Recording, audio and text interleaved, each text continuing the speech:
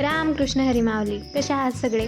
आज आहे आषाढी एकादशी आणि आषाढी एकादशीच्या तुम्हा सर्वांना खूप साऱ्या शुभेच्छा. भरपूर दिवस झाले आपले लॉंग ब्लॉग काय येत नाही. आज एवढा शुभ मुहूर्त आहे, म्हटलं चला आज आपला लॉंग ब्लॉग शूट करूया. आषाढी एकादशी म्हणजे वारकरी संप्रदायाचा आवडता सण आणि ह्याच आपल्या रूढी परंपरा शाळेतल्या मुलांपर्यंत पोहोचवण्याचं काम हे शिक्षक करत आहे. आपल्या वेळी तर असं काही नव्हतं, पण आता शाळेमध्ये सुद्धा दिंडीचा कार्यक्रम आयोजित करायला लागलेले आहे. तसेच आज आमच्या गावातल्या शाळेत सुद्धा दिंडीचा प्रोग्राम होता. मग आमच्या चिवताईला साडी घालायची होती. सकाळी सकाळी पहिलं तर तिला साडी घालून तिला रेडी करून शाळेत पाठवलं. त्यानंतर मी माझं आवरून घेतलं आणि देवपूजा केली. सकाळी सकाळी घरात देवपूजा केली ना एकदम प्रसन्न वाटतं. आता हे देवपूजेचं काम माझ्या सासूबाई करतात, पण त्या सध्या ना दिंडीत गेलेल्या आहेत आणि त्या कधीच पांडुरंगाची वारी हुकवत नाही. मी पटकन देवपूजा आवरून घेतली, अंगणातली फुलं आणून देवापुढे मांडली, त्यानंतर दिवाबत्ती केली.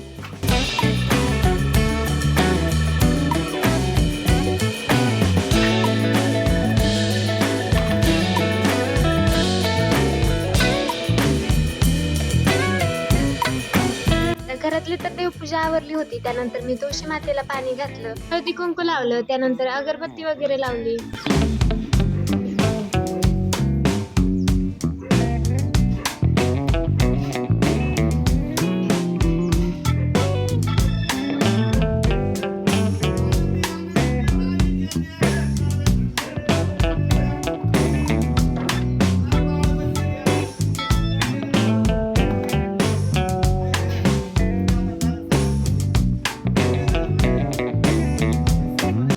जे लोक माझे शॉर्ट ब्लॉग बघतात त्यांना माहिती आहे, मी परवाच्या ब्लॉगमध्ये मिरचीपासून दही बनवायला टाकलं होतं.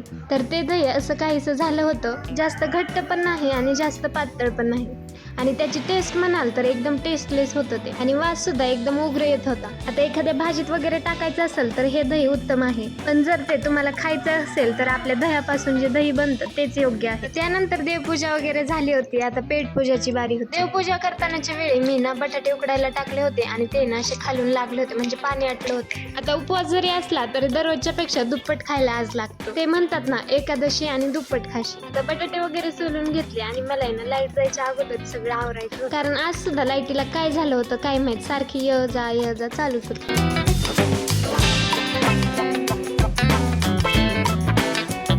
आणि आज सगळ्यांना उपवास म्हणून मी शाबू संध्याकाळी भिजायला घातलेला होता.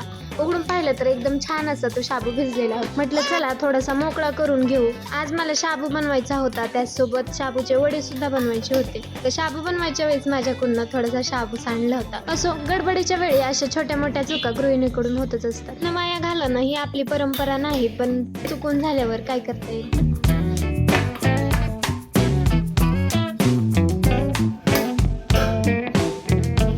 आता लाईट जाईल ह्या भीतीपोटी मी ना लगेच शेंगदाणे भाजायला घेतले. हे शेंगदाणे घरचेच असल्यामुळे थोडेसे ना बघून टाकावं लागत होते.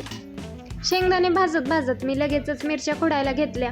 आता माझी एवढे पटपट काम आवरणं चालू आहे, म्हणजे ना लाडू झोपलेला होता, कारण तो उठल्यानंतर ना एक सुद्धा काम टायमिंगवर होत नाही. माझी बाकीची घरातली कामं सुद्धा सगळी तशीच होती.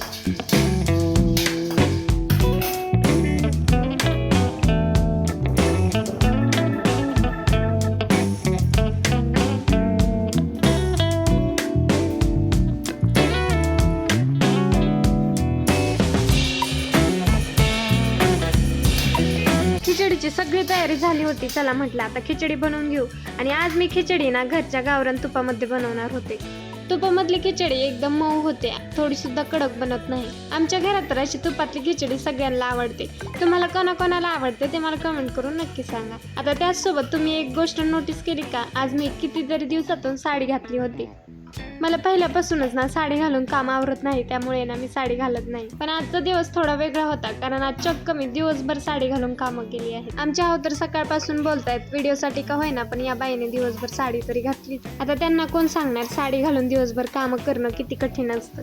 आता खिचडीची रेसिपी कोणाला सांगायची गरज नाही, पण चला मी सांगते. मी तूप छान गरम होऊन दिलं, त्यानंतर त्यात मिरची बारीक केलेली घातली. मी बऱ्याच ठिकाणी पाहिलंय की काही जण खिचडीमध्ये जिरं सुद्धा घालतात.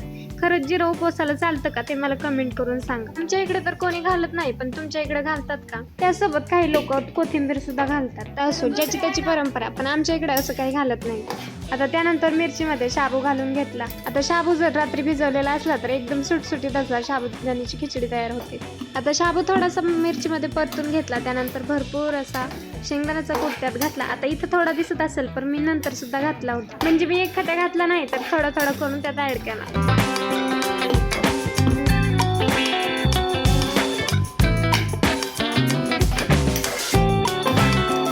त्यानंतर बारीक होती मगाशी उकडलेल्या बटाटे, हातानेच थोडे थोडे बटाटे मॅश केले आणि त्यामध्ये घातले.